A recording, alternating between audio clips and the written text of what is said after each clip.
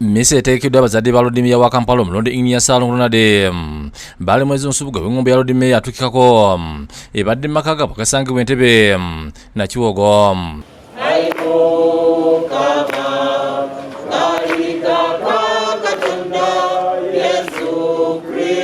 Ekulembeddwa mu Faaza Herman Zziwa mu Kasango n'abazaalisa Balimwezo olw'obuwanguzi bwe yatuuseeko kyokka n'amutegeeza nti ajjidde mu kiseera ng'ekibuga Kampala kibanja obuweereza.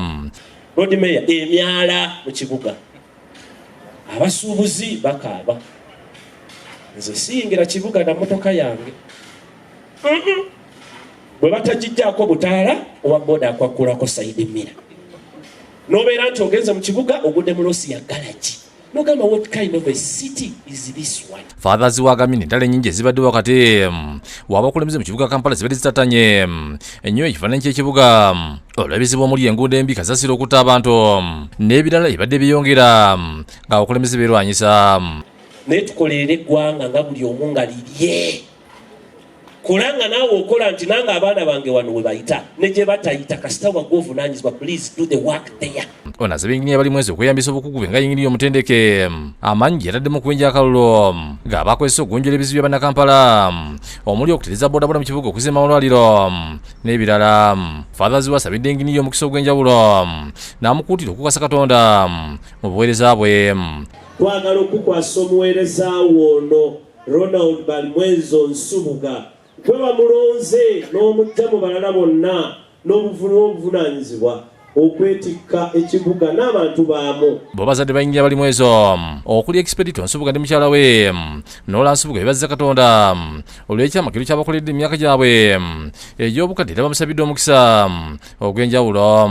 Twagaliza okubeera obulungi okoddayo otuuge bulungi. Kino kyamagero kubanga tubadde tetukisuubira nga teri akisuubira naye Mukama mulungi.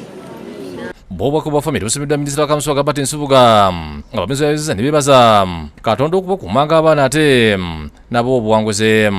Ssebo mukadde waffe nga mmemba wa famire kye tukusaba era kye twegayirira Katonda genda oweereza abantu. Ye muganda wa Balimwezo nga yatwala essaza ly'e Busiro Sibwana Charles Kiberu kisiriza yeebazizza Katonda olw'abazadde baabwe okubakuza obulungi n'asiima Balimwezo olw'okukkirizamu wadde ng'akabenyi kamutulako ku guluma gwa 2000.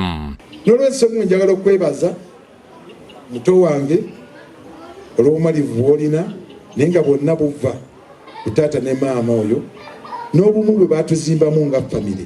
Ye Balimwezo yeebazizza abazadde be okumukuza obulungi n'okumusomesa ekimuwadde enkizo yonna gy'azze ayita okutuuka lwafuuse Loodi Mmeeya. Abamu ne tugenda mu kulunda ku nte ku makya tugenda kukima amazzi oba nkasozi oba wansi, maama yatukkiriza okukola ne taata. Maama twagala okubeebaza, taata twagala okubeebaza. Nze nnyumiza abantu nti tebyali bya gundi ennimiro nga tuli ku makya twagala bagenda ku ssomero. James Bagala yakusakidde Gulu ku Bukedde TV.